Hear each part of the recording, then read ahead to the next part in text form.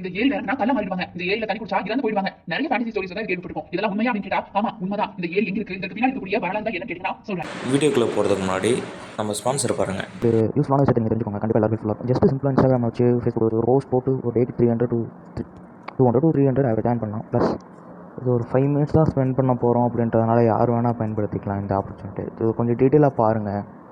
Skip பண்ணாதீங்க. பெரிய தப்பு தினம் 300 ரூபாய் சம்பாதிக்க அரிய வாய்ப்பு. இன்ஸ்டாகிராம், Facebook பயன்படுத்த தெரிந்தால் போதும். Content post and content publishing மூலமா தினம் 300 ரூபாய் சம்பாதிக்கலாம். இந்த வேலை செய்ய 5 நிமிடம் போதும். Work training support, group communication support, all language customer live chat support, முக்கியமா சொந்தமா ஒரு பிசினஸ் ஸ்டார்ட் பண்ற அளவுக்கு உங்களால கற்றுக்கொள்ளவும் முடியும், சம்பாதிக்கவும் முடியும். இந்த வேலை வாய்ப்பு வழங்குவது 5 வருடத்திற்கு மேல ரன் ஆகிட்டு நம்ம தமிழ்நாடு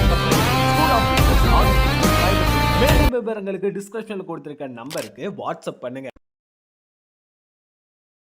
இந்த ஏரியில இறங்கினா கல்ல மாறிடுவாங்க, இந்த ஏரியில தண்ணி குடிச்சா இறந்து போயிடுவாங்க. நிறைய ஃபேண்டசி ஸ்டோரிஸ்ல தான் இது கேள்விப்பட்டிருக்கோம். இதெல்லாம் உண்மையா அப்படின்னு கேட்டா ஆமா உண்மைதான். இந்த ஏரி எங்க இருக்கு, இதற்கு பின்னாடி இருக்கக்கூடிய வரலாறு தான் என்னன்னு கேட்டீங்கன்னா சொல்றேன். கிரேக்க புராணங்கள்ல மெடுசான்னு ஒரு அரக்கி இருப்பா. கண்டிப்பா யாராவது கேள்விப்பட்டிருப்பீங்க. அதாவது பாம்புகள் பாத்தீங்கன்னா தலையில முடியா இருக்கிற மாதிரி அவளை வந்து இமேஜ் பண்ணிருப்பாங்க. சோ அந்த மாதிரி அவளை பாக்குறவங்க எல்லாரும் கல்லா மாறிடுவாங்கிற கதை இருக்கும். இது வெறும் கதை தானா கேட்டா இல்ல. ஆனா உண்மையாகவே இங்க இந்த மாதிரி ஒரு ஏரி இருக்கு. டான்சானியால நேட்ரான், அதாவது லேக் நேட்ரான் சொல்லக்கூடிய இந்த நேட்ரான் ஏரி தான் பாத்தீங்கன்னா இது. அந்த ஏரியில விழக்கூடிய உயிரினங்கள் கல்லு மாதிரி ஆகிருமா. வாங்க அந்த ஏரி ஏன் இவ்வளவு ஆபத்தானது, அதுல குதிச்சா நிஜமாவே கல்லா மாறிடுவாங்களா அப்படிங்கறத முழுசா சொல்றேன். நேட்ரான் ஏரி சாக்கடல், அதாவது டெட் சி மாதிரி தான் இதுவும். இதுல வந்து சேர்ற தண்ணீர் வெளியேற வழியே கிடையாதுன்னு சொல்றாங்க. அதனால பாலைவன பகுதியில இருந்து வரக்கூடிய உப்பு தண்ணீர் எல்லாமே இதுக்குள்ளேயே தங்கி போய் உப்போட அடர்த்தி ரொம்ப அதிகமாகிருமா. சோ இதை விட பெரிய ஆபத்து என்ன தெரியுமா, இந்த ஏரிக்கு பக்கத்திலேயே ஓல் டோயியோ லெங்கா அப்படின்னு சொல்லக்கூடிய ஒரு எரிமலை இருக்கு. அது சாதாரண எரிமலை இல்லைங்க. அதுல இருந்து வரக்கூடிய லாவா ரொம்ப ரொம்ப வித்தியாசமானது, விசித்திரமானது.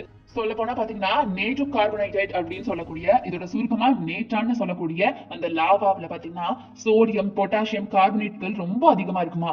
சோ இந்த நேட்ரான் ஏரி தண்ணியோட கலக்கும் போது அந்த தண்ணீரும் ரொம்ப பயங்கரமான, ரொம்ப காரத்தன்மையோட மாறிடுமா. அதாவது காரத்தன்மைய ஆல்கலைன்னு சொல்லுவாங்க, அந்த அளவுக்கு மாறிடும். அதனுடைய pH அளவு பாத்தீங்கன்னா 10.5 இருக்குமா. இது கிட்டத்தட்ட அமோனியாவுடைய அளவுக்கு சமம்னு சொல்றாங்க.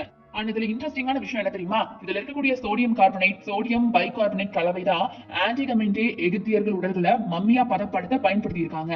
அதனாலேயே இந்த ஏரி தண்ணீரே ஒரு பிரமாதமான பிரிசர்வேட்டிவ் மாதிரி செயல்பட்டு இருக்குது இப்ப வரைக்குமே.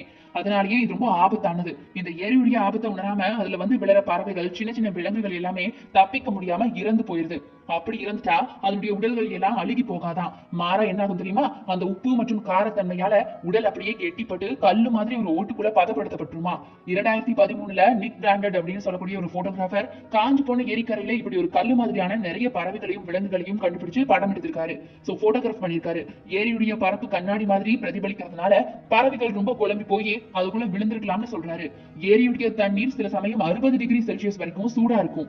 இது பாத்தீங்கன்னா 5 செகண்ட்ல நம்ம தோல்ல பயங்கரமான தீ காயங்களையும் ஏற்படுத்திடும். அதே மாதிரி அந்த உப்பு காரத்தன்மை நம்ம கண்கள்லயோ உடம்புலயோ ஏதாவது காயங்களையோ பட்டுட்டா கடுமையா எரியுமா. அது மட்டும் இல்ல, ஏரி ரொம்ப ஆழமும் கிடையாது, ஆனா அடியில கூர்மையான உப்பு பாறைகள் நிறைஞ்சிருக்குமா.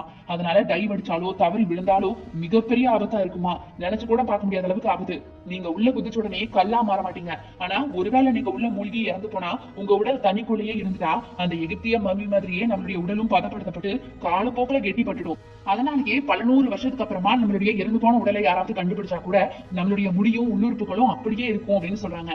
இப்ப ரீசெண்டா ஒரு ஹெலிகாப்டர் பாத்தீங்கன்னா இந்த ஏரியில விழுந்து விபத்துக்குள்ளானப்ப அதுல இருந்தவங்களை கஷ்டப்பட்டு காப்பாத்திருக்காங்க. அதனால உடனடியா உதவி கிடைச்சா உயிர் பிழைக்க வாய்ப்பு இருக்கு. ஆனா கொஞ்சம் காலதாமதம் ஆனாலும் கூட அவ்வளவுதான், நம்ம உயிர் மரணத்தின் பிடியில கண்டிப்பா இருக்கும்.